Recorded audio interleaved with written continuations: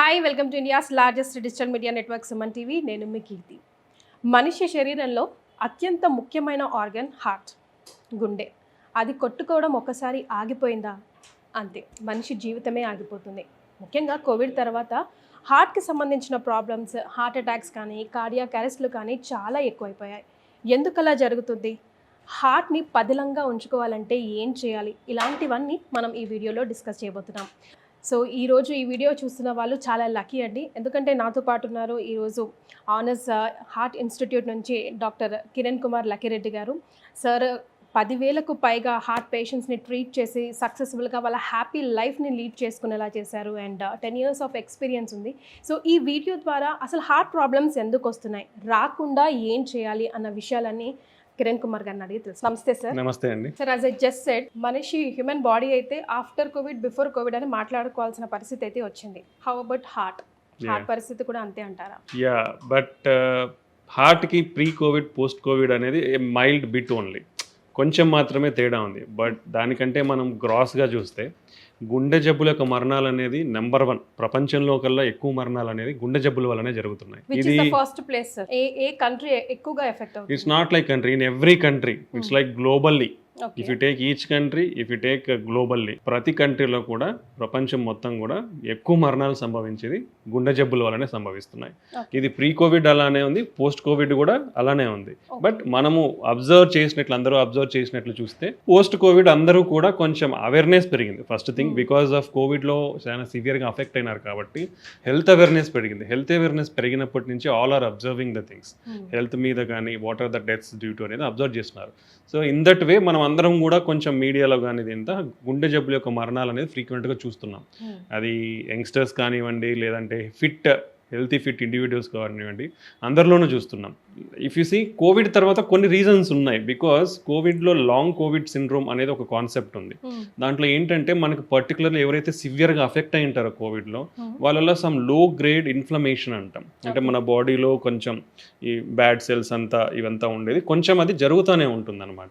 Particularly ఎవరైతే సివియర్గా affect అయినారో అండ్ ఎవరికైతే రిస్క్ ఫ్యాక్టర్స్, గుండె జబ్బులు ఎవరిలో అయితే ఎక్కువగా వచ్చే కొన్ని ఫ్యాక్టర్స్ ఉంటాయి, లైక్ బీపీ కానీ, షుగర్ కానివ్వండి, ఏజ్ కానివ్వండి, kidney problems or immuno compromise అవ్వండి, ఇలాంటి ఉన్న వాళ్ళలో ఈ మైల్డ్ మనం ఏదైతే డిస్కస్ చేసామో లాంగ్ కోవిడ్ సిండ్రోమ్ అనేది వీళ్ళల్లో ఎక్కువగా కొంచెం చూపించడం వల్ల వీళ్ళల్లోనే ఎక్కువగా అఫెక్ట్ అయ్యే అవకాశం ఉంటుంది. బట్ ఓవరాల్గా చూస్తే సమ్ ఎఫెక్ట్ ఆఫ్ కోవిడ్ అనేది ఉంది కానీ, బట్ అదొక్కటే కారణం అని మనం చెప్పలేం. బికాస్ హార్ట్ అటాక్స్ రానికి చాలా కారణాలు ఉన్నాయి. మైల్డ్ కంట్రిబ్యూషన్ అయితే ఉంది, బట్ మేజర్లీ దానికంటే చాలా కారణాలు ఉన్నాయి. అవన్నీ కూడా మనం తెలుసుకుందాం. రైట్. సరే, ఇదివరకు రోజుల్లో అయితే ఒక ఏజ్ వస్తేనే, లేకపోతే మనిషికి బీపీ ఉంటేనో, డయాబెటిక్ పేషెంట్ అయితేనో, ప్రొలాంగ్ డిసీజ్ ఏదైనా ఉంటే హార్ట్ అటాక్స్ వచ్చే ఛాన్సెస్ ఉంటాయేమో అని అనుకుంటాం. బట్ ఈ రోజుల్లో మనం చూస్తున్నాము కార్డియాక్ అరెస్ట్లు కానీ హార్ట్ అటాక్స్లు కానీ చాలా ఎక్కువ వస్తున్నాయి వితౌట్ ఏజ్ లిమిట్. సడన్గా కొలాప్స్ అవ్వడం, మేల్ ఆర్ ఫీమేల్ ఎవరైనా అవ్వడం, అండ్ చిన్నపిల్లలకి కూడా రాదేమో అనుకుంటున్నాం కానీ పుట్టుకతోనే హార్ట్లో హోల్స్ వచ్చి పుట్టేస్తున్నారు. సో ఇలాంటివి ఎలా రికగ్నైజ్ చేయాలి, ఎందుకు అలా జరుగుతుంది? సో బేసికల్లీ మనందరి బాడీస్లో ఒక ప్రాసెస్ అనేది స్టార్ట్ అవుతుందండి. ఇట్ ఈస్ కాల్డ్ అథెరోస్క్లెరోసిస్ అంటాం. అంటే మన బ్లడ్ వెజల్స్లో కొవ్వు అనేది పేరుకుపోవడం అనేది. So it's a process which is given to us. First point అందరూ అర్థం చేసుకోవాలి. చాలామంది నేను హెల్తీగా ఉన్నాను, నాకు ఎందుకు వస్తుంది అనేది అనుకుంటారు. But as a natural process of human life, మన బయాలజీ అంతా తీసుకుంటే ఈ ప్రాసెస్ అనేది మనకి 10 to 20 years ఆఫ్ ఏజ్ నుంచి మన అందరిలోనూ స్టార్ట్ అవుతుంది. It is the first point అందరూ తెలుసుకోవాల్సినది.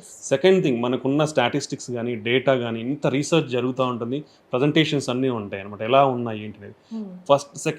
మన డెమోగ్రఫిక్ డేటా ఈజ్ ఇంపార్టెంట్. అంటే మనం ఎక్కడ ఏ ప్రదేశంలో ఉన్నామో, ఈ ప్రదేశంలో ఎందుకు ఇట్లా వస్తున్నాయి. మనం compare to western countries like USA and European countries తీసుకుంటే, మన ఏషియన్ కంట్రీస్లో పర్టికులర్లీ మన సౌత్ ఏషియన్ కంట్రీస్లో హార్ట్ అటాక్స్ అనేది ఒక డికేడ్ అర్లియర్, అంటే ఒక 10 సంవత్సరాల ముందే మనకు వస్తున్నాయి అనమాట. Like if in US European కంట్రీస్లో 50 yearsకి స్టార్ట్ అవుతున్నాయి అనుకోండి, ఇక్కడ మనకు 40 సంవత్సరాల నుంచి స్టార్ట్ అవుతున్నాయి హార్ట్ అటాక్స్ కానీ ఇవన్నీ కూడా. అది మన డెమోగ్రఫిక్ డేటా. అంటే మన డెమోగ్రఫిక్స్లో ఏముంటాయండి, లైఫ్ స్టైల్ ఉంటుంది, జెనెటిక్స్ ఉంటాయి, పొల్యూషన్ ఉంటుంది, ఇలా ఎన్విరాన్మెంటల్ ఫ్యాక్టర్స్ ఉంటాయి. So everything is interlinked. ఒక దాని వల్ల అని చెప్పలేం, ఎవ్రీథింగ్ ఈజ్ ఇంటర్లింక్డ్. ఓకే, దీనివల్ల మనకి మన డెమోగ్రఫిక్ డేటానే వీఆర్ అట్ హై రిస్క్. ఇది అందరూ తెలుసుకోవాలి. మనందరం కూడా we are at high risk of getting heart problems వచ్చేదానికి మనం చాలా రిస్క్లో ఉన్నాం because of our demographic data. మనం ఈ ప్రదేశంలో నివసిస్తున్నాం కాబట్టి మనకు ఆ రిస్క్ ఉంది first thing. Right. Second thing, మనకున్న డేటా ప్రకారం ఏంటంటే 30 సంవత్సరాల నుంచి 40 సంవత్సరాల మధ్యలో ఇప్పుడు ఉన్న డేటా మనకు స్టాటిస్టిక్స్ అన్ని చూసుకుంటే ఈ 30 సంవత్సరాల నుంచి 40 సంవత్సరాల మధ్యలో రిస్క్ ఫ్యాక్టర్స్, ఇంతకుముందు బీపీ షుగర్లు అంటే ఏజ్ ఉంటేనే వస్తాయి, లేదంటే ఒక 50 సంవత్సరాల తర్వాత 60 సంవత్సరాల తర్వాతనే వచ్చేది అనేది ఉండేది. ఇప్పుడు అవన్నీ మారిపోయినాయి because of lot of things. I particularly mention life style. మనం అందరం చూస్తున్నాం ఏ లైఫ్ స్టైల్లో మనమే బతుకుతున్నామని. మనం రిట్రోస్పెక్టివ్గా మనం థింక్ చేస్తే వీ నో ఎవ్రీథింగ్. మనం ఆలోచిస్తే మనకే తెలుస్తుంది ఎందుకు ఇలా అనేది. సో 30 to 40 years మధ్యలోనే చాలామందికి బీపీ, షుగర్, కొలెస్ట్రాల్ ప్రాబ్లమ్స్ ఇవన్నీ వచ్చేస్తున్నాయి. సెకండ్ థింగ్, ఇవన్నీ ఎందుకు పెరిగినాయి అనే దానికి ఒబిసిటీ, అబ్డామినల్ ఒబిసిటీ అంటే ఊబకాయం అంటాం. ఈ ఊబకాయం అనేది పెరుగుతూ ఉంది, పిల్లల్లో పెరుగుతూ ఉంది, పెద్దవాళ్ళలో పెరుగుతూ ఉంది, పర్టికులర్లీ ఫీమేల్స్లో ఎక్కువ అవుతూ ఉంది. మరి దీనికి రావడానికి కారణం ఏంది? ఊబకాయం అనేది our less activity. First thing is less activity, super intake and less activities. ఇప్పుడు సెడెంటరీ లైఫ్ స్టైల్స్ అయిపోయినాయి అందరికి. లైఫ్ సాఫ్ట్వేర్స్ వెళ్ళినా అనుకోండి కూర్చొనే ఉంటారు, లేదా అదర్ జాబ్స్ అనుకోండి. Majority of the jobs now days are sitting jobs. Every ప్రొఫెషన్లో majority jobs are sitting jobs. So where is the time to work? So you have to create time. మనం time కుదుర్చుకోవాలి. ప్రతిరోజు minimum ఒక 30 to 60 minutes ఎక్సర్సైజ్కి కేటాయించాలి. అది తగ్గిపోయింది. Second thing, food habits. మనం అందరం చూస్తున్నాం, ఈజీ డెలివరీ, ఈజీ అవైలబిలిటీ. దీనివల్ల ఏమవుతుంది, హెల్తీ కుకింగ్ అట్ హోమ్ అనేది తగ్గిపోయింది. బేసికల్లీ ఈజీగా అవైలబిలిటీ వచ్చేసరికి ప్రతి ఒక్కరు కూడా అరే why you want to cook, బయట నుంచి ఆర్డర్ చేసేసుకోండి. We don't know. మనం recently we are seeing lot of raids how the food products are maintained even in lot of restaurants. అందరం కూడా పెద్ద రెస్టారెంట్లు అంటే మనం మంచిగా ఉంటుంది అనుకున్నాం, but that has been proved wrong based on the recent dates. అది అందరికి కూడా తెలిసింది. సో అన్హెల్తీ ఫుడ్ హ్యాబిట్స్ ఎక్కువైపోయింది. సో దీనివల్ల ఒబెసిటీ అనేది పెరిగిపోయి ఎక్కువ మరణాలకి సంభవిస్తూ ఉన్నాయి. Right sir. హియర్ బికాస్ రీసెంట్గా ఐ హ్యావ్ విజిటెడ్ యూఎస్ఏ. మీరు ఫస్ట్ ప్రయారిటీ కంపేర్ చేశారు యూఎస్తో. ఇక్కడే మనకి ఎక్కువగా 10 years ముందే హార్ట్ అటాక్స్ వస్తూ ఉంటాయని. కానీ what according to you is like life style modifications కానీ లేకపోతే ఒక జంక్ ఫుడ్ కానీ ఏం చెప్తారు sir? Because during covid time మనం చూసాం, మిగతా వెస్టర్న్ కంట్రీస్ అన్ని ఇండియా వైపు తొంగి చూసాయి because of the food they take, preservatives they take, all blah blah blah అని చూసాం కదా. మరి ఎక్కువగా ఫ్రోజన్ ఫుడ్డే కదా సార్ తింటారు. ఎక్కువగా బర్గర్స్, శాండ్విచెస్ మీద maida food, all purpose flour is వాళ్ళ డైలీ స్టేపుల్ ఫుడ్ కదా. That's what I'm telling you. Demographic is important. Which area you are, how are your genetics. Oh, that is matter particularly. And then secondary things మనం అందరం అనుకుంటాం, because lot of people we don't know, we think they only eat burgers, pizzas, but they also cook and eat. మన అందరికి తెలియదు కదా. If I know some people who is living in USA, I know how they are eating. So not everybody's food habits are bad.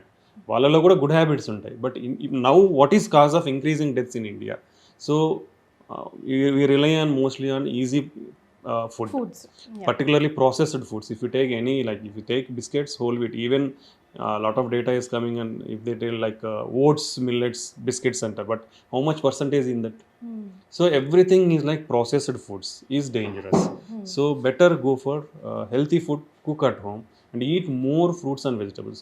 మనకున్న data ప్రకారం భారతదేశంలో less than 50% or nearly 50% of the population వారానికి ఒక్కరోజు మాత్రమే fruits తీసుకుంటున్నారు. And that to 1 time in a week. యూజువల్గా ఎన్ని servings ఉండాలి? Per day 3 to 5 servings of fruits and vegetables ఉండాలి.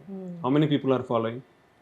Yeah, okay, there are a lot of healthy habits we have to consider. If you take cakes, bakery items, whatever you take from processed and packed foods, they are rich in salts, they are rich in fats and oils.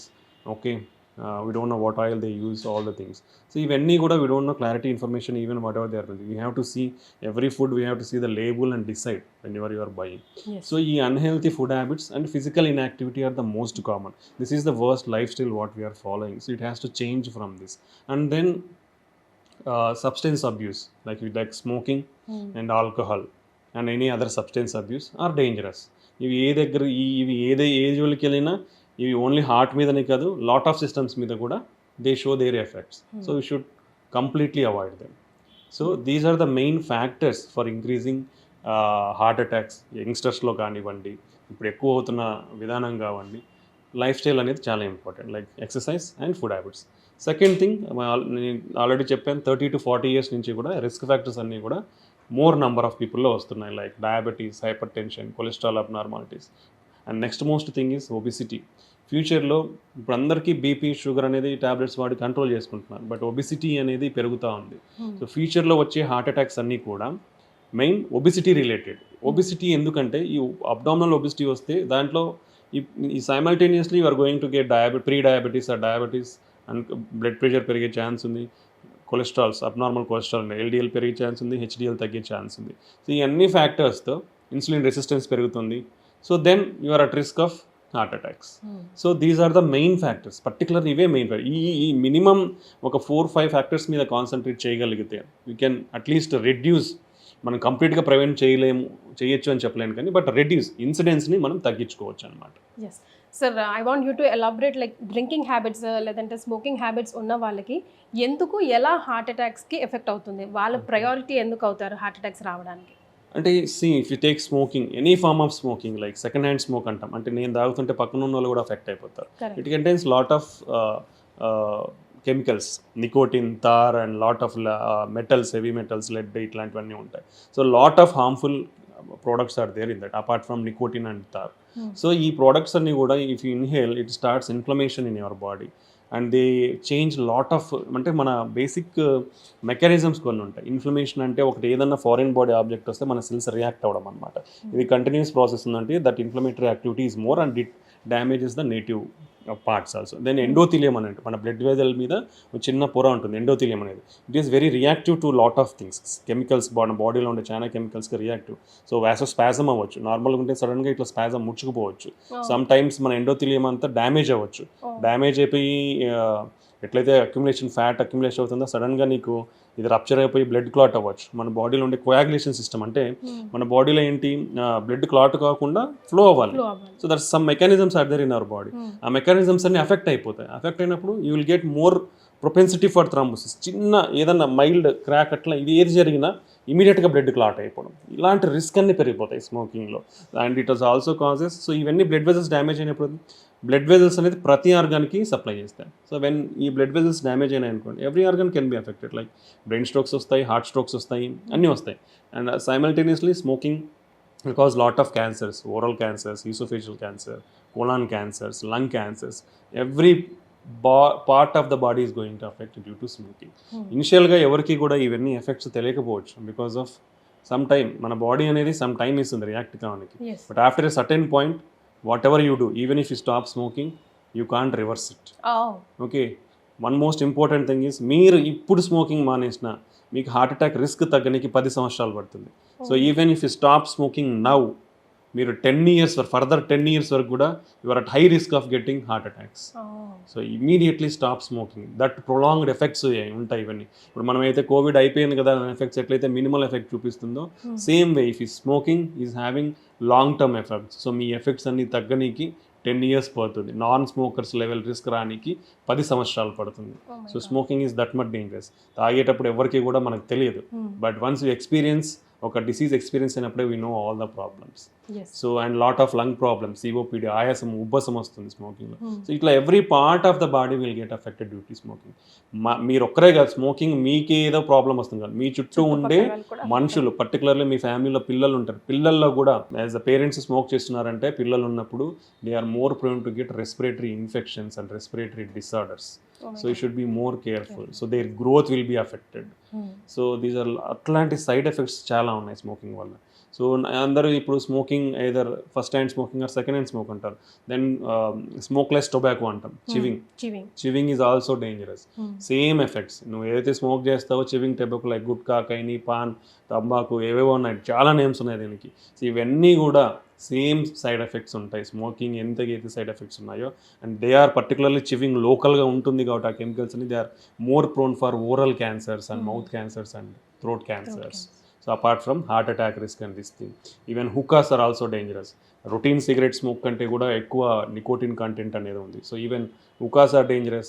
Even electronic cigarettes are dangerous. Every study whatever is shown, ఇవన్నీ కూడా smokeless అని చెప్తారు కానీ but the studies and investigations I found that దీంట్లో కూడా huge amounts of nicotine and harmful chemicals ఉన్నాయి. So every product is dangerous only. ఇది safe అనేది అయితే లేదు. So always keep away from smoking. Simultaneously alcohol whatever amount is taking, it is harmful. This is the new study and new evidence what ever మనకు ఉన్న కొత్త evidence ప్రకారం, కొత్త data ప్రకారం ప్రీవియస్లీ అయితే స్మాల్ దగ్గర 30 ml of alcohol per day in female and 2 per in male అనేది ఉండేది. It's okay But now it's not there. It was removed from the guidelines or the data. Any amount of alcohol is damage to your body organs. So this is remember. So alcohols లో కూడా particularly binge alcohol drinking చేస్తారు. That is more dangerous. Suddenly you are more prone to get heart rate abnormalities ఎక్కువ అయ్యే chance ఉంటుంది. So heart rate సడన్గా పెరిగిపోతాయి.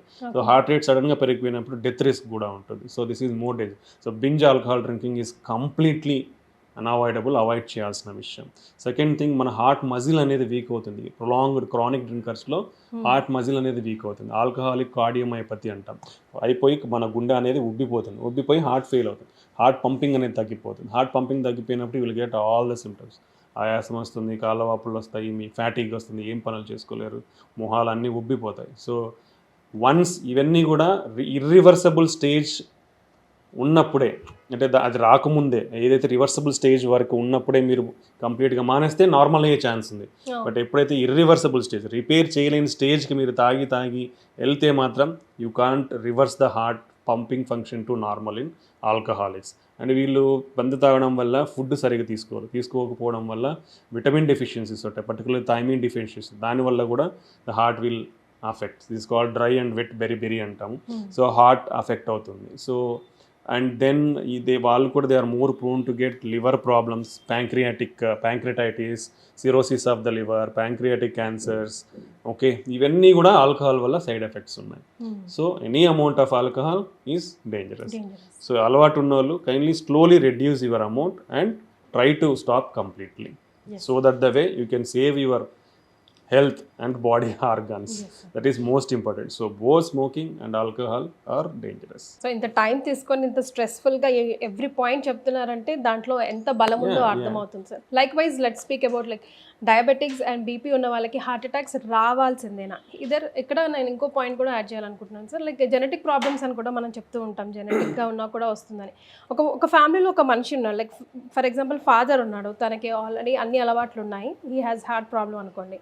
ఆ సన్కి ఆ కూతురుకో కంపల్సరీ రావాల్సిందేనా, even though they don't have any habits because of genetic reason? Genetics is very important అండి. ప్రీవియస్గా మనకి హై రిస్క్ తీసుకుంటే ఫస్ట్ డయాబెటీస్ తీసుకుంటాం. మీరు అడిగినట్లు diabetes are the very high risk for heart attacks and heart problems because of lot of mechanisms. Even with control డయాబెటీస్లో కూడా ఏమవుతుందంటే, చిన్నగా ఎక్స్ప్లెయిన్ చేయగలమా సార్ హౌ ఇట్ ఎఫెక్ట్స్ అన్నది? మనకి చెప్పాను నేను, ఇన్ఫ్లమేషన్ అనేది ఒక కాంపోనెంట్ ఉంటుంది ప్రతిదానికి కూడా.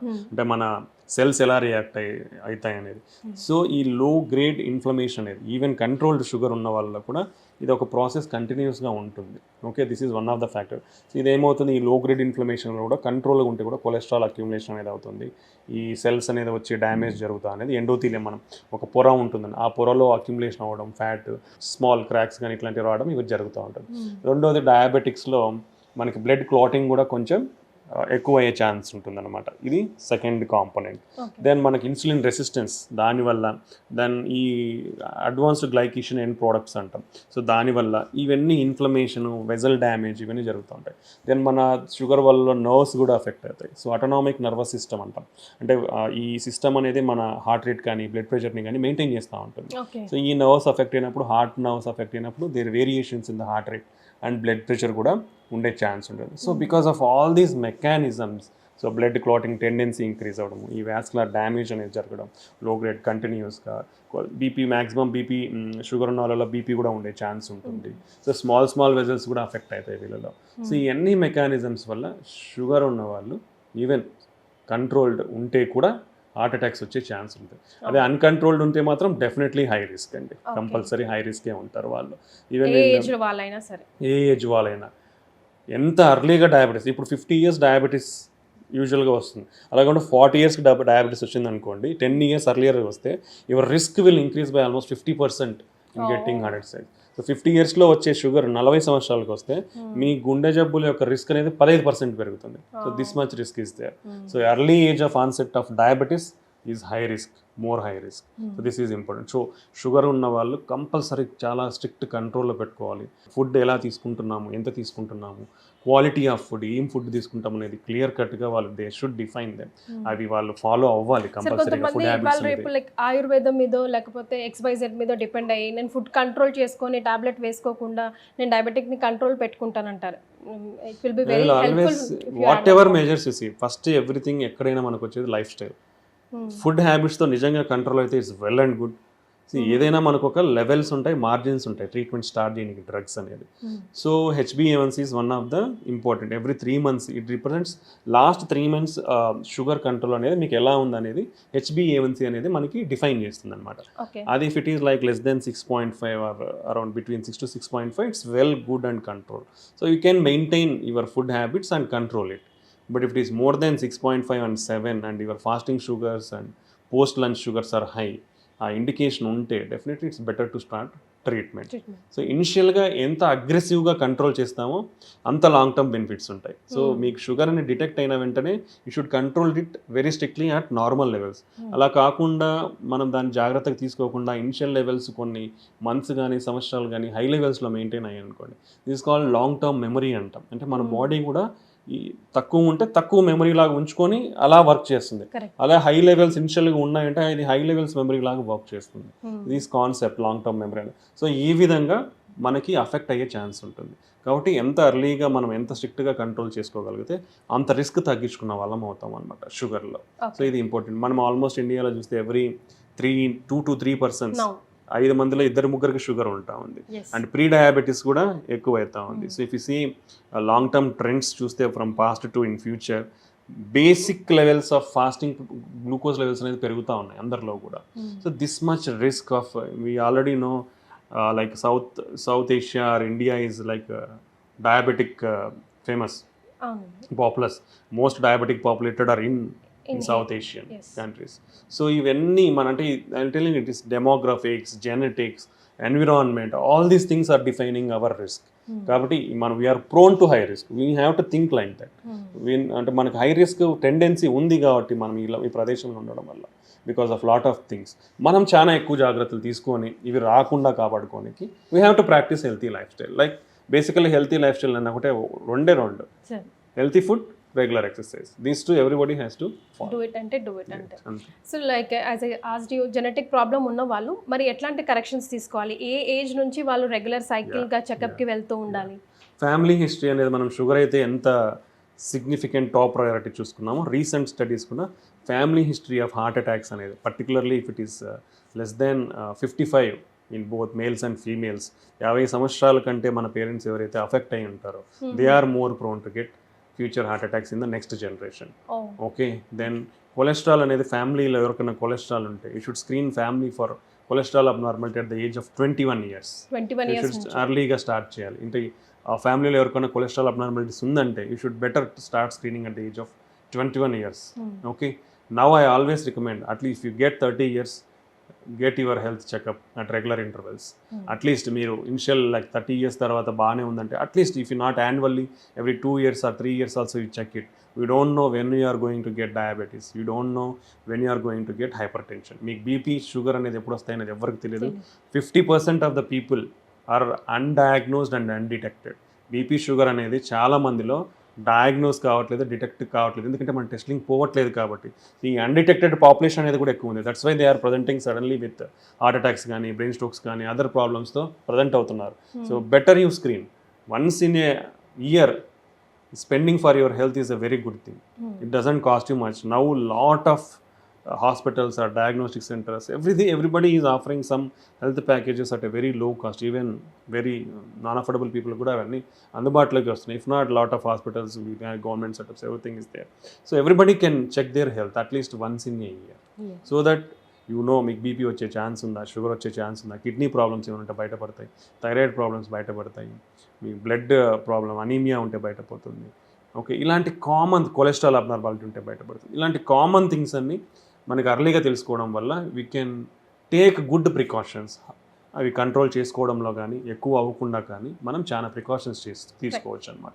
So this is compulsory. So family history particularly ఎవరికైతే less than 55 years పేరెంట్స్లో ఈ ప్రాబ్లమ్స్ ఉంటే వాళ్ళు రిస్క్లో ఉంటారు కాబట్టి compulsory better you do after 30 years regular health checkups.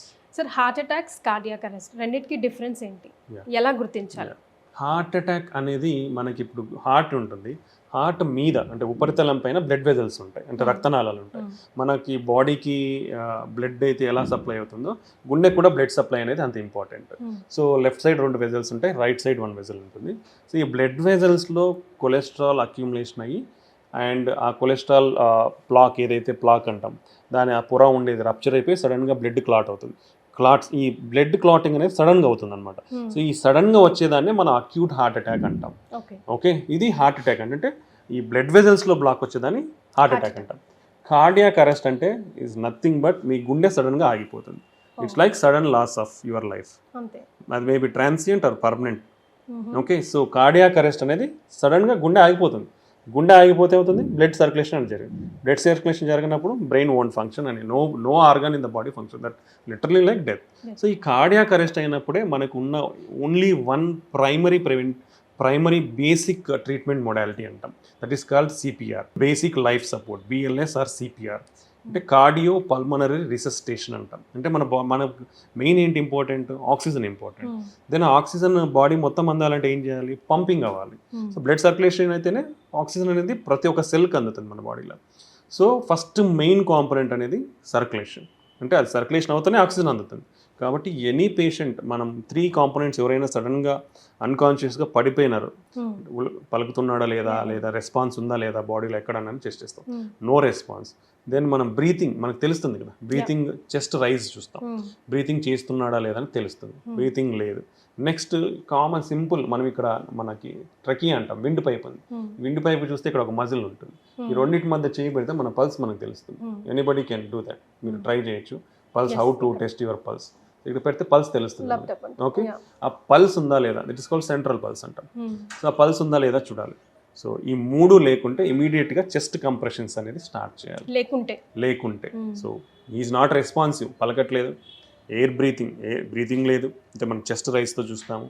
Then pulse చూస్తాం, పల్స్ లేదు. ఈ 3 లేదంటే లంగ్ ఫంక్షన్ లేదు, హార్ట్ ఫంక్షన్ లేదు. సో ఈ 2 లేనప్పుడు బ్రెయిన్ ఫంక్షన్ అవ్వదు. So he won't be responsive. ఈ 3 లేనవి కాబట్టి immediately you have to start chest compressions.